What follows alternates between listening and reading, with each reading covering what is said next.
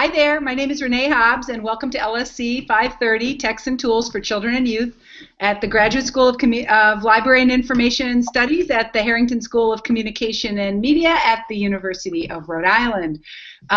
Yesterday you may have learned that I had my little travel snafu in Chicago, but here I am back in Rhode Island and happy that Tammy is joining me. Hopefully some others will show up as well. We're a pretty small class this semester. There's only 12 of us, and this isn't our usual time where it's Tuesday, September 16th at 4 p.m. So I realized because this is a fully online class, some of you had sent me emails saying, I can't make it because I work. It's like, that's okay.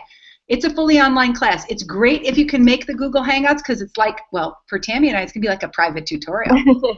We're gonna be doing, a career advice, and everything on this call today. But if you can't join this live, it's okay. You can watch the video, and that will be good enough. But there's no substitute for the.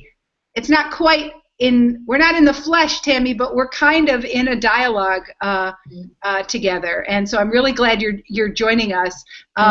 So, anything new on your managing your reading life, your online life, and your real life that's noteworthy or important in terms of stuff that you're paying attention to or noticing? Anything fun going on with you? With me personally, well, I'm just starting up school, so trying to get everything done. I did do my reading, and you might have to refresh my mind just a little so I can remember what I read.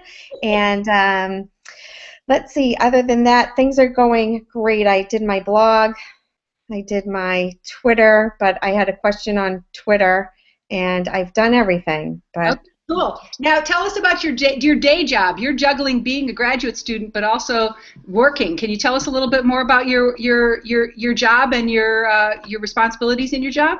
Sure. So I'm a library media specialist, grades K through 5, and I teach. There are 14 classes in the school, and I have all 14 classes come in, and right now I'm introducing the little ones to the library, my media, and I have media time. So in 50 minutes, 50, I have to get them in the library to get a book and to do some type of media project.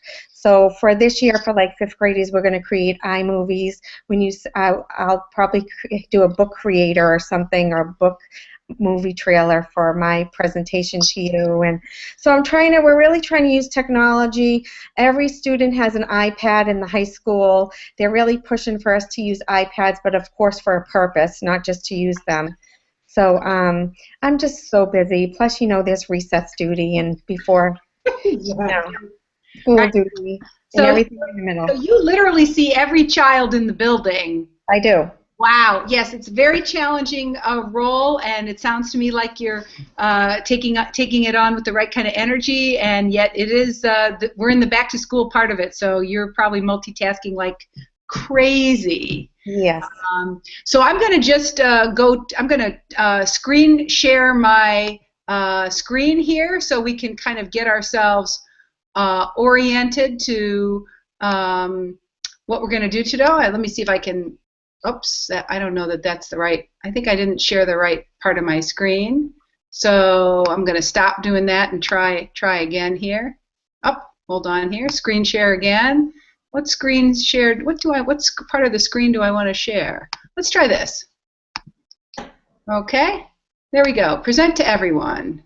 Can you see that now? That's kind of crazy, isn't it? Because you're seeing all kinds of layers on layers on layers. So let me see if I can figure out. What are you seeing now? Aha! Oh my God, it's an infinite loop. That's not good. Hold on, I got to figure out how to fix that.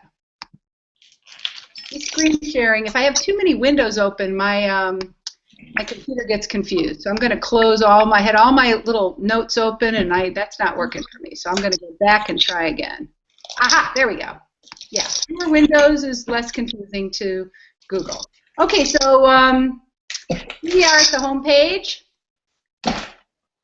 And I have a bunch of things on the agenda today, and let's just do an overview first.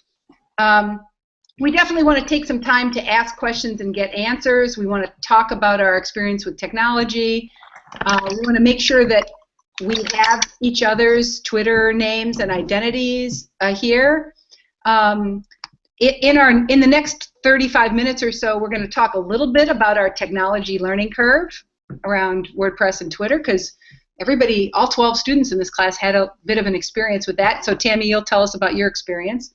We're going to try to talk a little bit about this question. Why is understanding children's use of the internet and mass media, why is that important to librarians?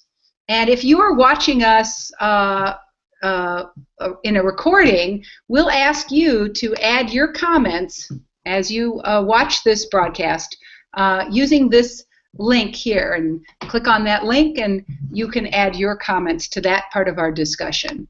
Then we're going to look at this set of questions. Share your thoughts about the stages of human development developed by Erik Erikson. What ideas are most relevant to you personally, and which may be useful in your career as a library and information professional? So, Tammy, you and I are going to talk about that in the next 30 minutes or so.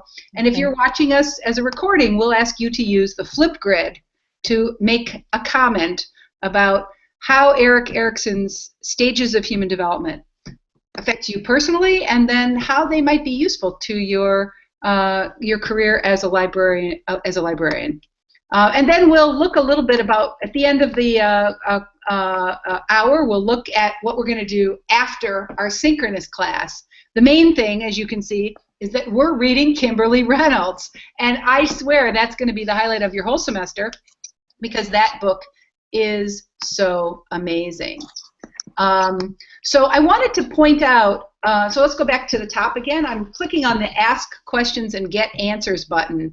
And there's been a couple of questions, one from Amy Siegel. She says, I got onto Twitter for the first time and I made my first tweet. However, it doesn't seem to be showing up on the LSC 530 list of tweets. Why? And I put the answer here. I had to do a little research to find out. This happens sometimes when Twitter thinks that you might be a robot. Until you start sending tweets with rich content and acquire followers yourself, Twitter protects other users from you. And so it doesn't always index your tweet. Your tweet goes out, it's not indexed. And librarians, of course, you deeply understand that, why that's so important. So as you start using Twitter and sharing more content, your tweets will get indexed. So you just have to keep posting. So for those of you who are experiencing this problem, know that it will go away. One way that it will go away is if you post more, and the other is if you acquire more followers. And the only way to acquire more followers is to follow students. Now, Tammy, can I ask you about your experience with Twitter and what highlights and lowlights you experienced with Twitter in the last? Sure.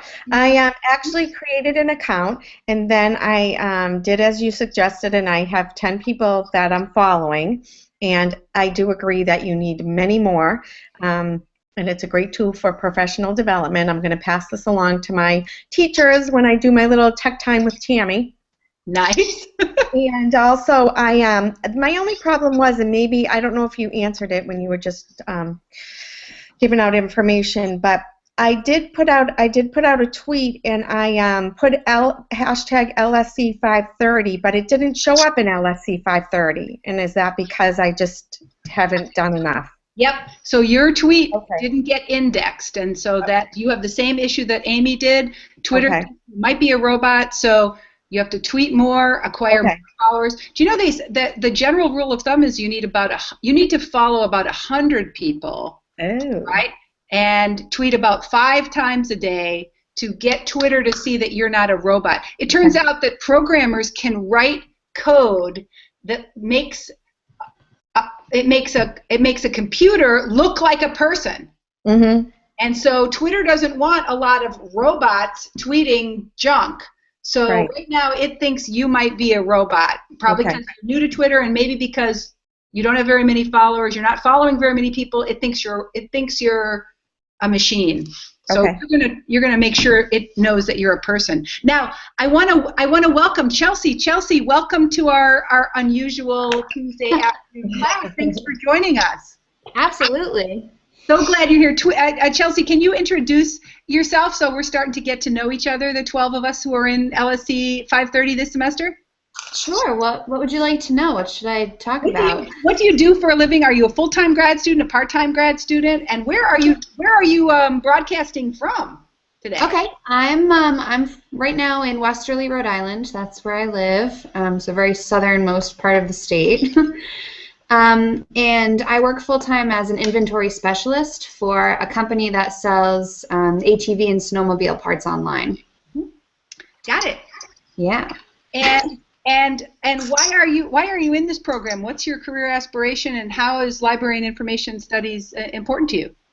In undergrad, I worked for a couple years in the university archives. I was a history and an art history double major, so it kind of fell into my thinking there. I took a couple years off after I graduated college just to make sure library was what I wanted to do, and now I'm in the program here. And I started off originally in the school library media track, but I am definitely more interested in archiving and rare books, that sort of area. So. Cool. We're glad you're here.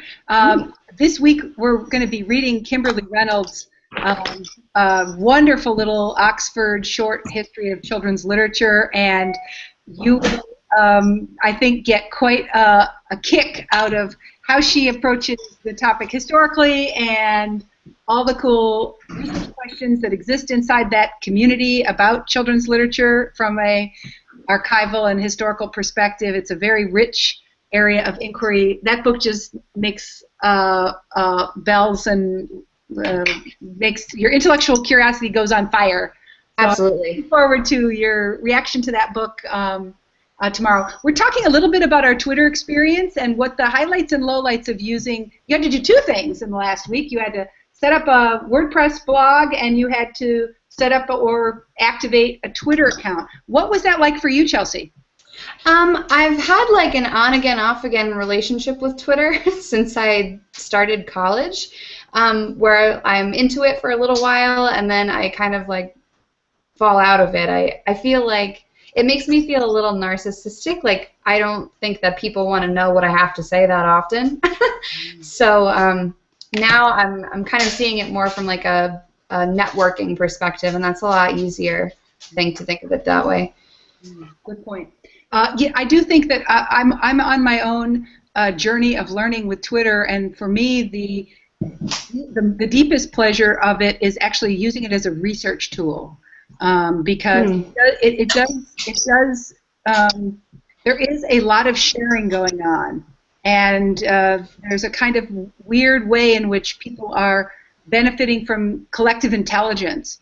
As I used to spend a half an hour a day on my own searching the web, but now I do that too.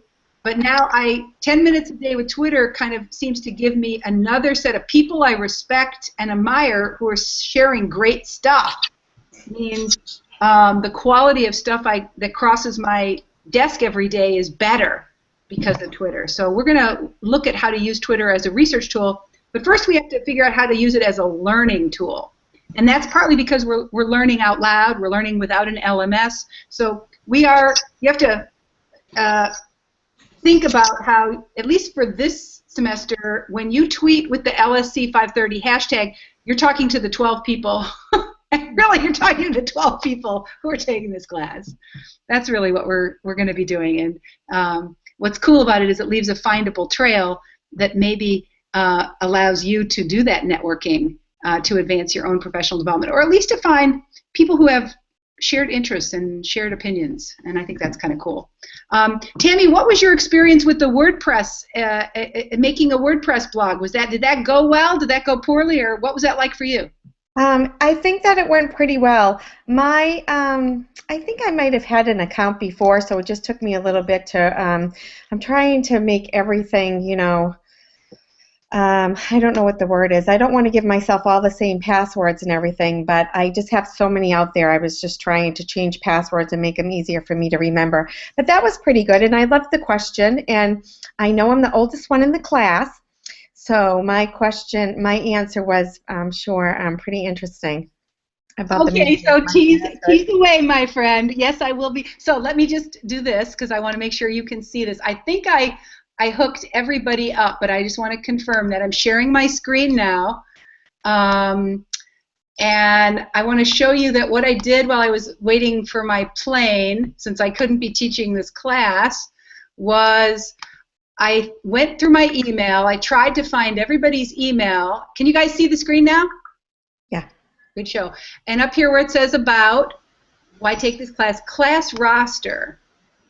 I think I have hooked everybody who sent me up. So Michael, I don't have yours. Billy, I have yours. Tammy, I have yours. Valerie, I don't have yours. Christine, I have yours. Jessica, I have yours.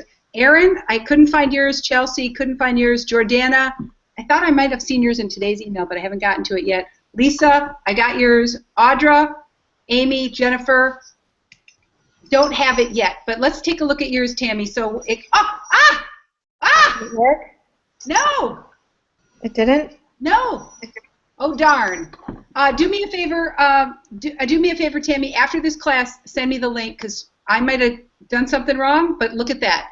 It's not linking. I thought I linked it, but I do see, here's Billy, adorable. Here's Billy's, Media in My Childhood, the Jurassic Period. That's kind of cool. Here's Jessica's. Influences of the Digital World Yesterday and Today, and there's Anne of Green Gables is her topic. And here's Lisa's. Why does it say you are not allowed to edit this item? Let's see what's going on there. I'm going to try this. There's Lisa's. Looks like she's writing about pop culture, including the show Laugh-In. That you might not, none of you might be old enough to remember Laugh-In, but Lisa's writing about Laugh-In. That's kind of interesting. And then what about Christine? Christine is writing about Spider-Man. Oh, is that mine? Oh no. Yours? No, but no. Let's see. What did you write about?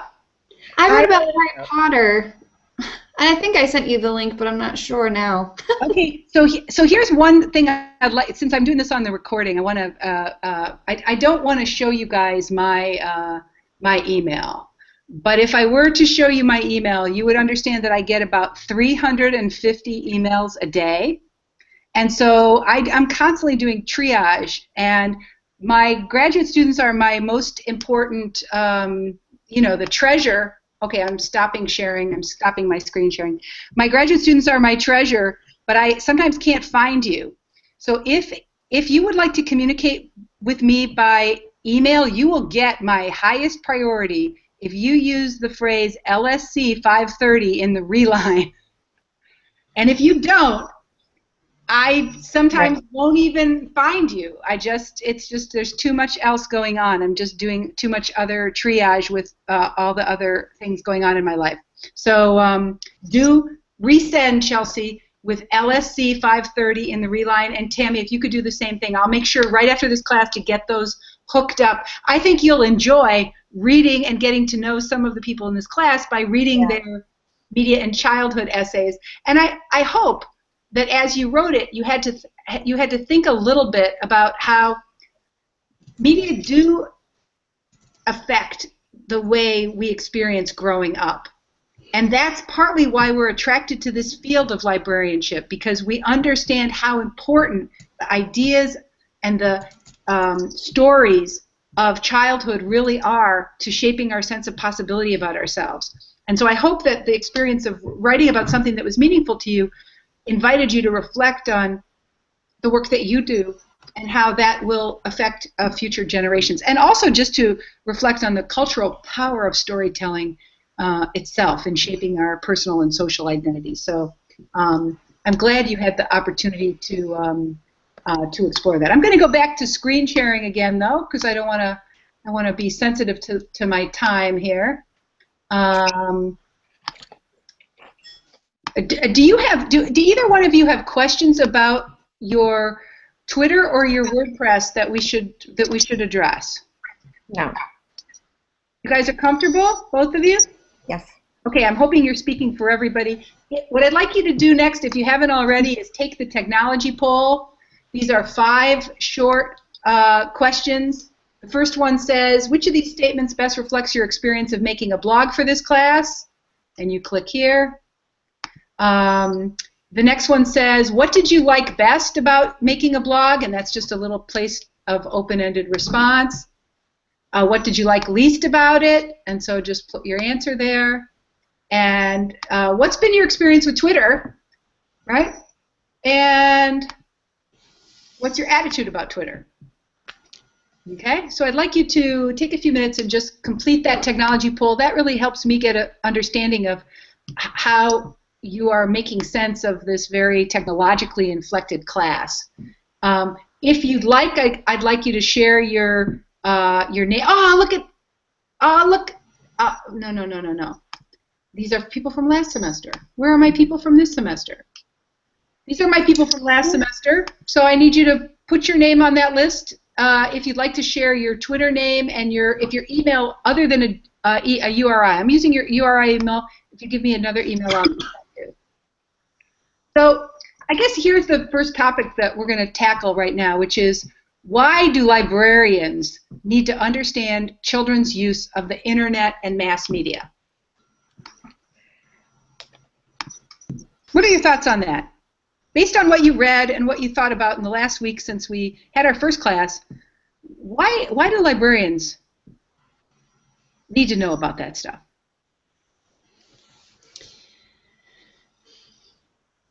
Okay, do you want me to go first? Thank you.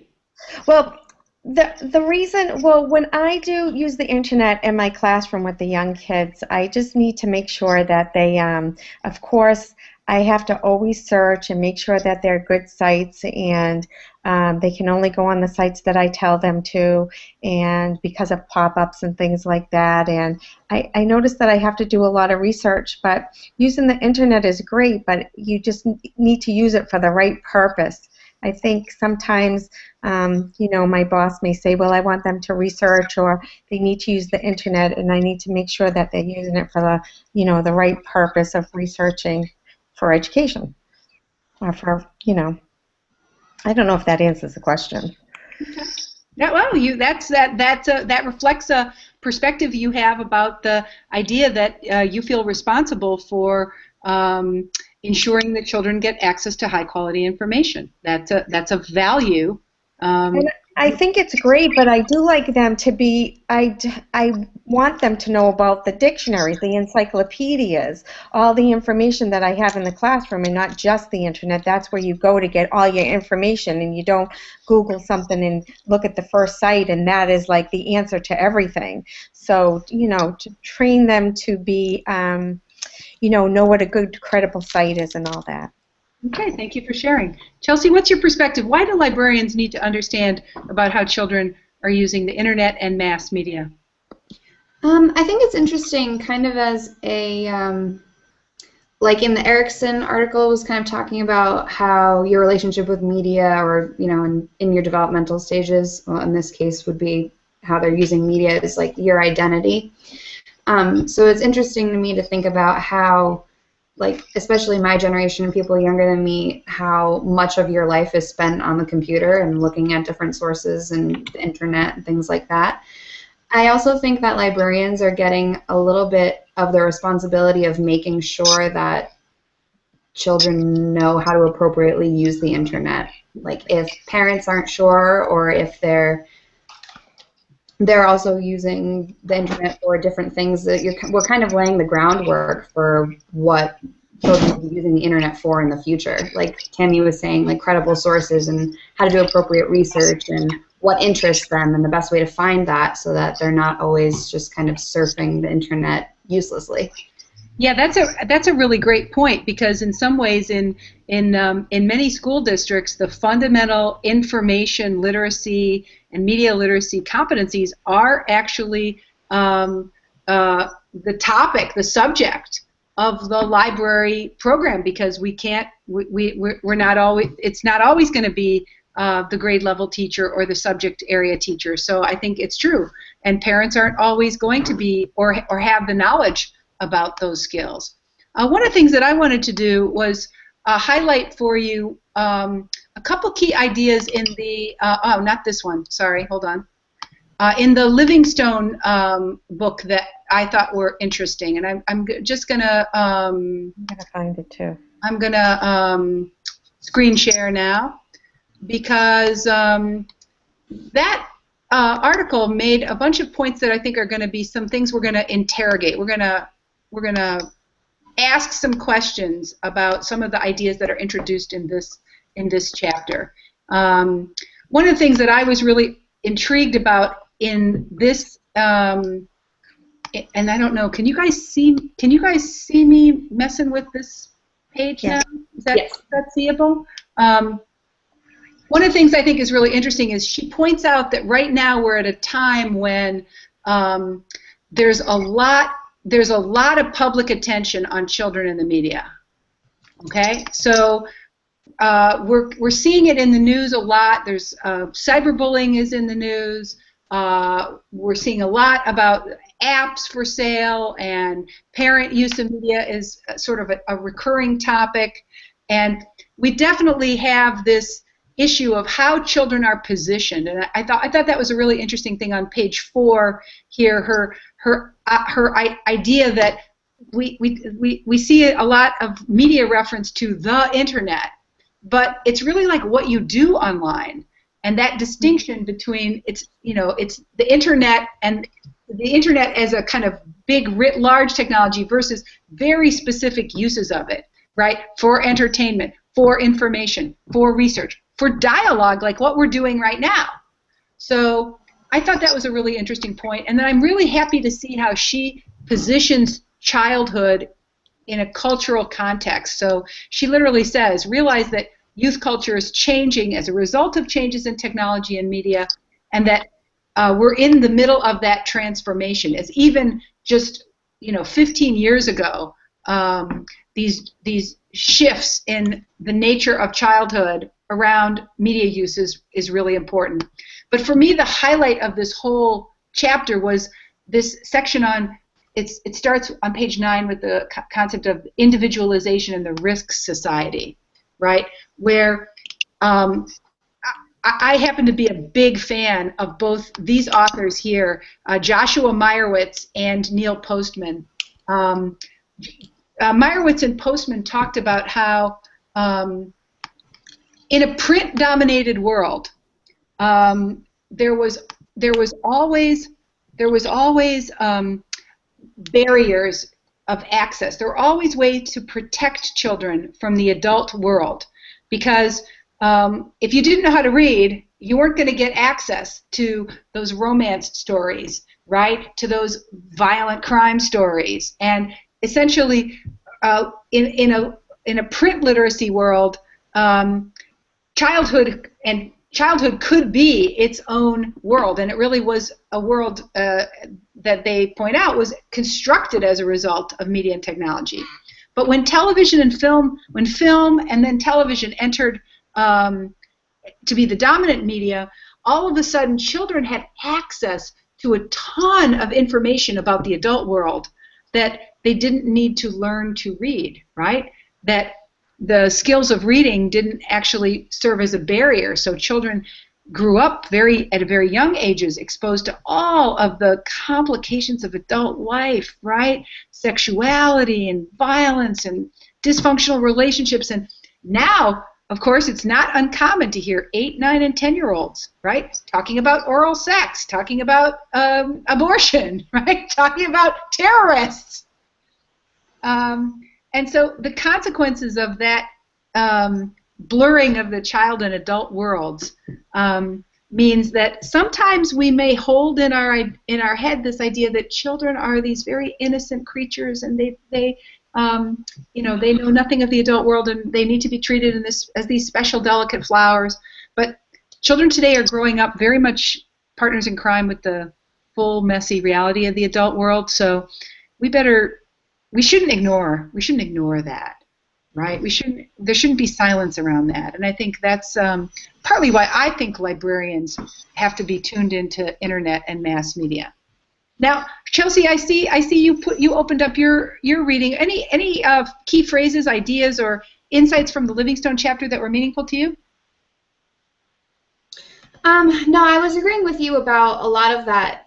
It was just kind of playing in my head about what you were talking about with this introduction of television and movies, things like that, and now we're kind of going into the internet age and how much is accessible online, sometimes accidentally.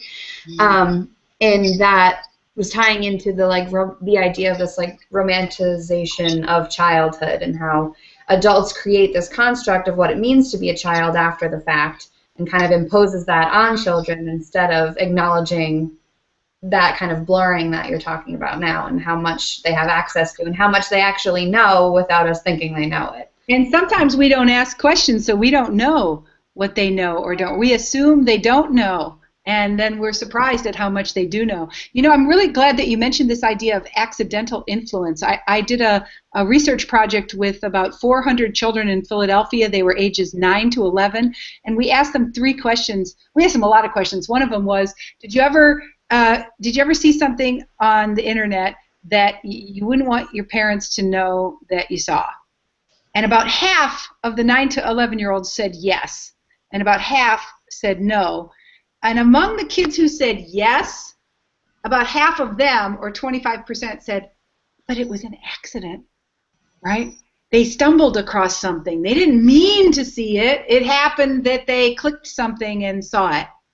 And so we know that children are incidentally or intentionally exposed to material that they know their parents might find uncomfortable. And so we think around grade 4, a kind of culture of silence kind of begins where you can't tell your parent that you saw it because if you did, they're going to take the internet away. That's not a good thing. So we think it's kind of important to provide safe spaces where kids can ask questions about the complicated stuff they're encountering and where all of children's experiences with the internet can be treated with sensitivity. And the only way we do that is by starting to ask them, where do they go? What do they look at? What do they like? That's the way a good library program in the elementary grades often starts with, instead of let me show you something, you say to the children, why don't you show me what you're playing and what you're doing? Because that gives the librarian a whole lot of information to start to figure out where are the gaps, where's the confusion, and what should we worry about. I think overall we can say that Livingstone is aware that as kids go more online, they face more risk, and that's kind of the paradox for parents and teachers, isn't it? Right? So more online behavior equals more opportunity for learning, and also more risk. So protection and empowerment are not 2 different strategies. They're both important. So I think that idea is really key. Now, Eric Erickson. Whoa. Oh, my God. I pretty much reread him every year. You might appreciate that he's probably one of the leading developmental psychologists of the 20th century, had a huge impact on even the way we think about the concept of adolescence, right? And so every time I read that chapter on the stages, I get new insights. And, of course, as I get older, I tend to pay attention to the later stages. And I think it's curious to me if you could identify what stage you're in, or did you think those stages make sense to you? Which of those stages would you consider yourself to be tuned into? So why don't we talk a little bit about where we see ourselves in the childhood and society essay. I'm just opening it up right now, and I'm going to the end because I'm an old lady, right? So I found myself quite intrigued by that last stage. I think stagnation. That's on page 266, and it basically says late in life, you either keep learning or you get comfortable. And I've had a fear of getting comfortable, so I guess I'm in the keep learning mode.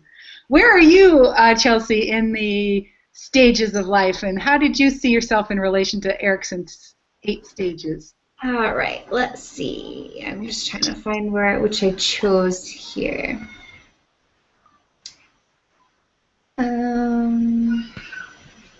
So I think I'm kind of in between a couple stages here. I think that I would say I'm in between the identity and role confusion and intimacy versus isolation. Why do you say that? So in other words, both of those stages are meaningful for you in your life right now. Yeah, I would say so because the I don't know. I feel like the identity and then moving into the relationship that versus isolation and meaning, building those meaningful relationships. You can't do that until you're certain of who you are. Right. So I think that was kind of hitting home for me in figuring out my relationship to myself and my relationship to my career aspirations, my relationship to the people I have around me or who I choose to keep in my life from now on and who I don't. Yeah, I think that's I think it's a fascinating time of life, isn't it? Because it's almost like both of those are related to each other in just the way you describe, and I feel like it's actually kind of a little bit more complicated because of social media. Today we listened to a talk from Angela Sarucci, and if you follow me on Twitter, you'll see I live tweeted my reflections on her talk. It was really intriguing. And she's a little worried that Facebook for adolescents and young adults, and that's you. She's a little afraid that maybe Facebook may lead to kids thinking of identity as something fixed, and that essentially kind of making it hard to reinvent yourself, and that an essential part of moving through life is reinventing yourself, right? Mm-hmm. And I was intrigued about that because in her talk, she invited us to think about how built into the very structure of Facebook are ways to define your identity. And that Erickson might be rolling in his grave thinking, oh my God, it's hard enough to get through adolescence and young adulthood without having to leave a digital trail where you have to tell everybody. Right. So I think that Facebook also kind of creates this new realm of a passive relationship that you can have with other people. I've seen a lot of this in other social media outlets where if you're friends with someone on Facebook doesn't mean you're friends in real life in a tangible relationship way. And it's the same, you can go on and like people's Facebook status and not really know them, but you have this sort of passive relationship with their Facebook as the person you know. And it's not a real relationship. No. I wonder how that might affect one's sense of intimacy and trust. I wonder how that's such an interesting idea, because I do think, in a way, it's another kind of performance, right? Mm-hmm. And that maybe the way you portray your life on social media is something you're striving for or something you want everybody else to see or is one facet of your identity, but isn't representative of the entire you. Yeah. I think that's absolutely fascinating. I think Erickson's, the section on adolescence, of course, it's really important to realize that his writing about adolescence is huge because he helped us understand that process of trying on different identities and experimenting with identities. And this week I'm into music, and next week I don't give a shit about music, and I'm now an athlete, right? And then 3 months from now I'm into religion, and that idea of being able to pick up and discard and try on identity is really important to adolescence, and it also is what enables us to separate from family to do the hard work of like you said, living in your own skin, right? And I think it's true that once you live in your own skin, then you can have meaningful relationships. right? And until that happens, it's good to sort your own stuff out first, right? Yeah. Before you project it on everybody else. A lot of wisdom there, my friend. A lot of wisdom there. Yeah. Okay. Cool. So Erickson, Livingstone. Now Lisa Guernsey, I threw in there only because I wanted you guys to get some exposure to thinking about the early childhood and the media effects paradigm, because we aren't going to spend as much time on early childhood this semester. That is the under 5 or under 6 as we might. But I like that reading because let me just pull that up right now. Hold on, because I like how that positions some of these debates about the sort of tensions we have about parents and the complicated way in which parenting is different now than it was. Now, school librarians not so much. Public librarians, hey, who am I welcoming? This is Amy. Hey, Amy. Hi. Amy, I'm so glad you found us. How did you find us today? Thank you. What's that? How was the experience of getting on? What was it like for you? How did you get on?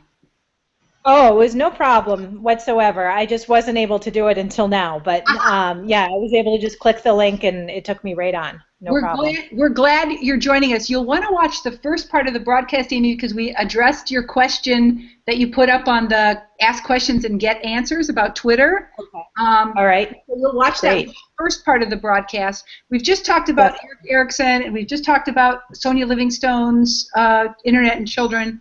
Now we're talking about this essay by Lisa Guernsey. It's at the very back of her book. And one of the reasons why I gave it to you, because public librarians children's public librarians deal with parents all the time, right? Children often come to the library with their parents or their guardians. And parents have lots of challenges now that they didn't used to have because because we live in an always-on broadband world, right? And issues of monitoring children's media use and making good choices has gotten way much harder when our tablets and our devices are all connected to the internet. And so one of the things we're going to be exploring this semester is, well, what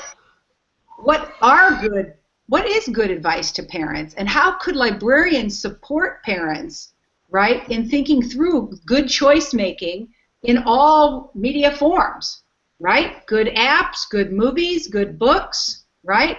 Good TV shows, and also this issue of sort of managing to promote intellectual curiosity while at the same time, like, protecting kids from from the bad stuff that's out there. So I thought that that reading was useful for kind of laying a little bit of groundwork around how complicated parenting is. I think we learned last week that there's not a whole lot of parents in our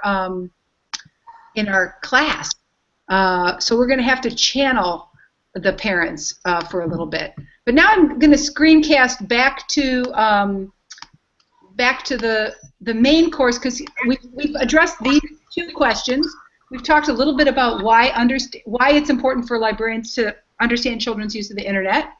We've talked about our thoughts about the stages of human development and where we're at, and why we haven't talked about this, why they might be useful, why Erickson's ideas about human development might be useful to librarians. So I wonder about your thoughts about that.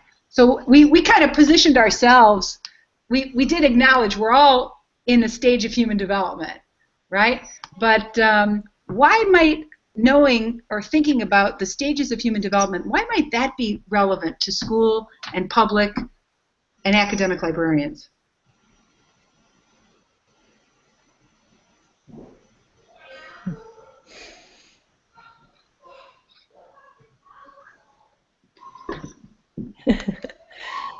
Well, I feel like in your role as a librarian, you're kind of the outside force in all of these situations with the way children are developing, there's always somebody, a teacher, a parent, another peer, who's playing a really active role in helping that child achieve kind of the goals or landmarks of each stage.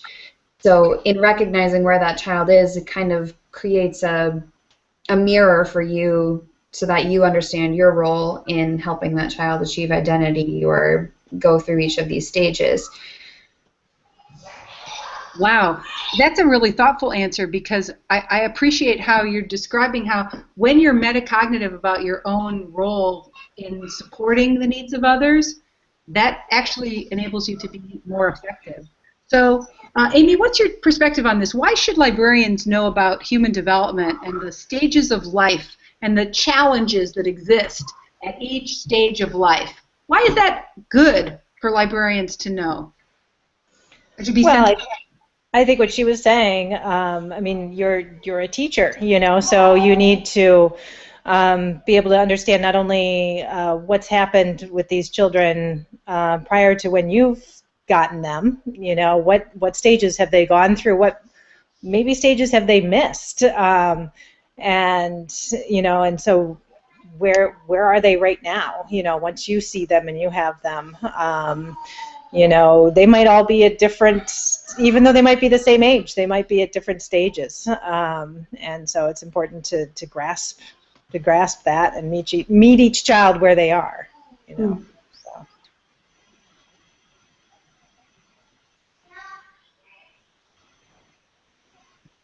Sorry about that. When I have myself muted, I sometimes can't get the unmuted button. Thank you for sharing that. That's an interesting insight. It's true that there's a little controversy associated with Erickson around this idea that you might miss stages.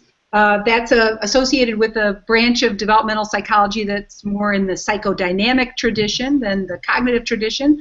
But it's true that the issues of, so for instance, trust and mistrust, that stage that happens very, very early, I think most of us have experienced in our own relationships with people how when people don't feel secure about that, it affects absolutely every aspect of their life. And some of those milestones, we can see evidence between children who are working through those issues and children who are really struggling. So you're right that it helps us appreciate each individual's journey and to think about human development not just as something that happens to children or teenagers, but something that's happening to us right now. Because we're all circling the sun at the same time. We're all getting older at exactly the same pace, right? Mm-hmm. So it's not just kids who are developing. It's us too. And that's important to think of ourselves as librarians and information professionals as lifelong learners. All right, so let's move along. We're getting to the end of the road here. I'm going to, oh darn, I'm trying to screen share back again. Hold on, let me try that. Okay, there we go. Can you guys see my screen share now?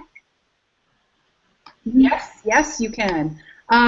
Okay, so if you're joining us asynchronously, meaning you're watching this broadcast, we'll ask you to comment on the two questions we've just discussed by clicking here to talk about the reading and by clicking here to share via Facebook. Now, in the last 10 minutes of class, what I'd like to do is talk a little bit about what I'd like you to do for next week.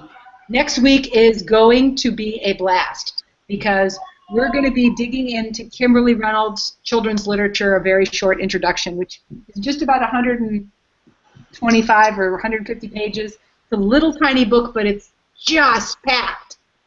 So what I'd like you to do as homework for September 23rd is use Twitter to comment on what you are learning from Kimberly Reynolds. Tweet as you read.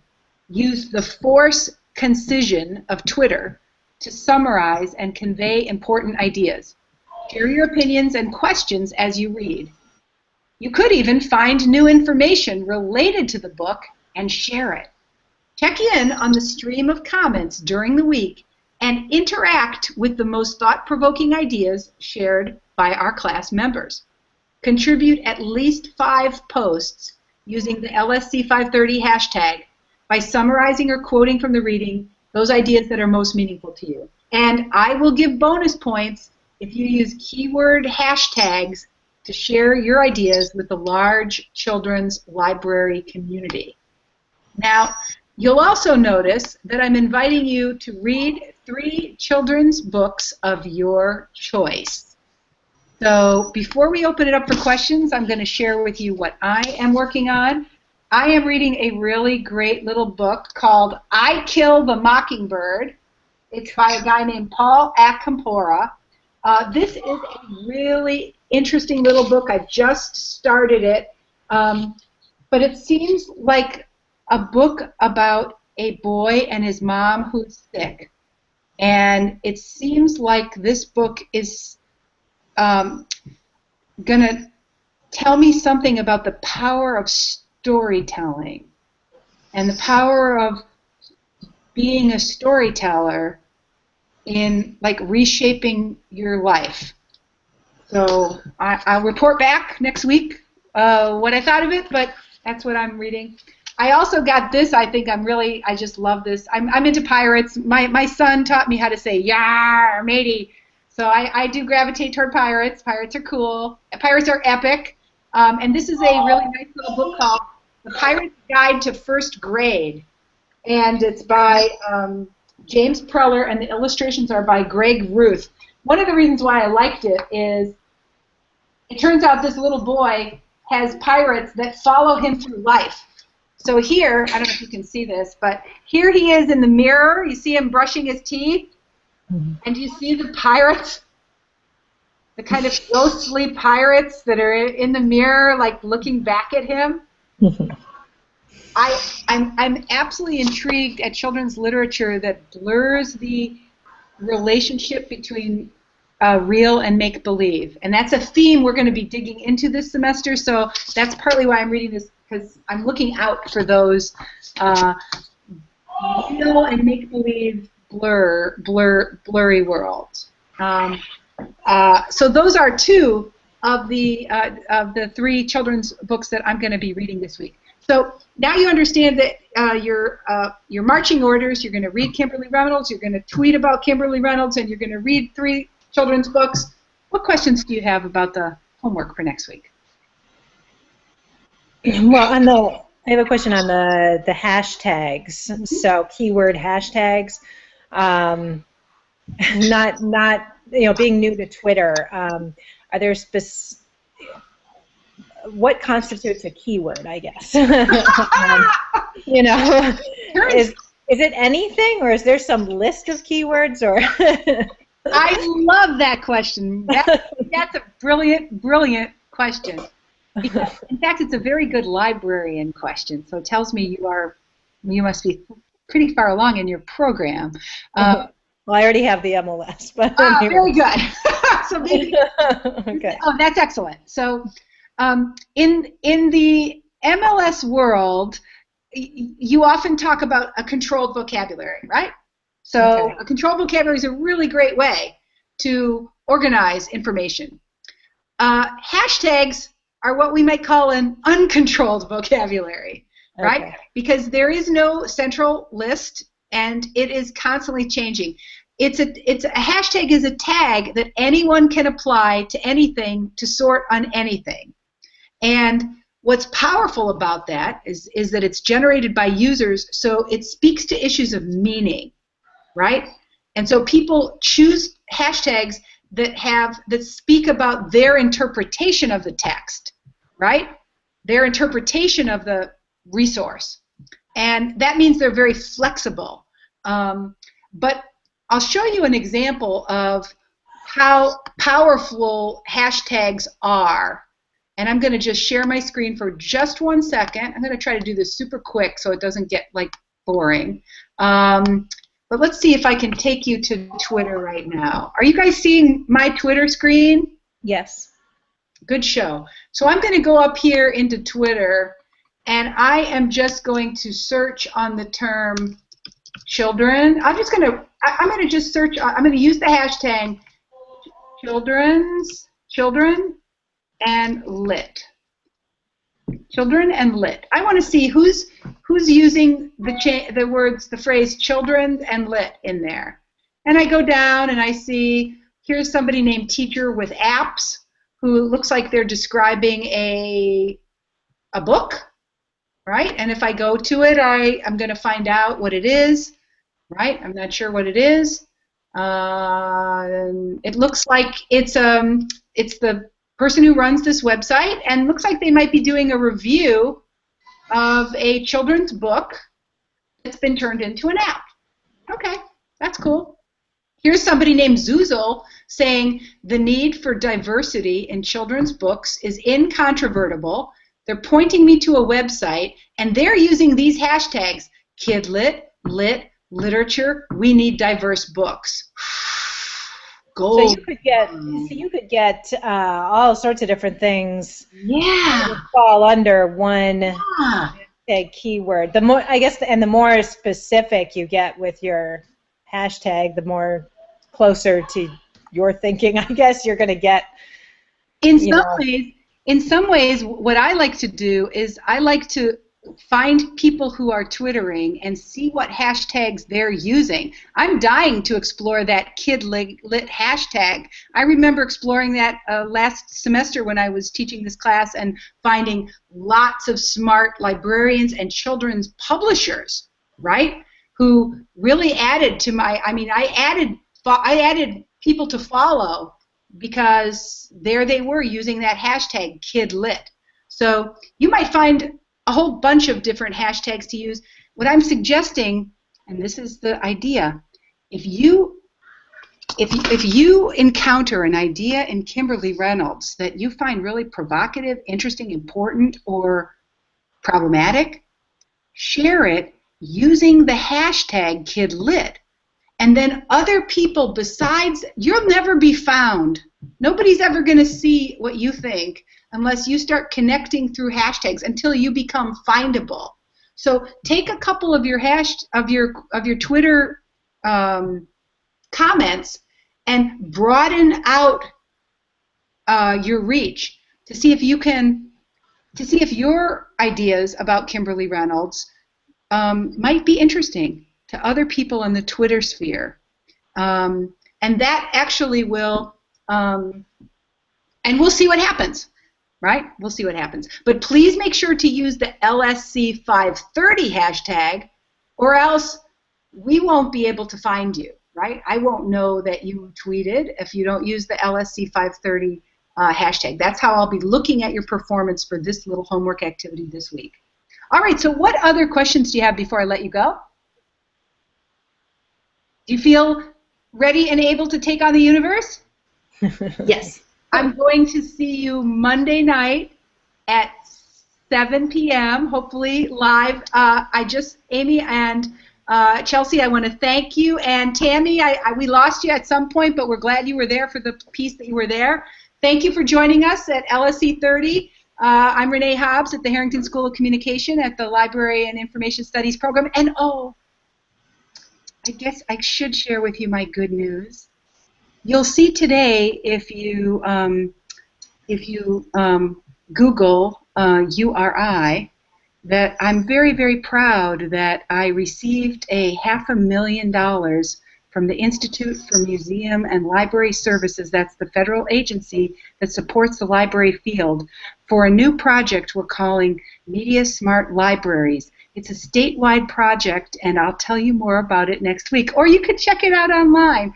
Follow me at Renee Hobbs on Twitter to learn more. See ya. Bye. Congratulations. Bye. Bye.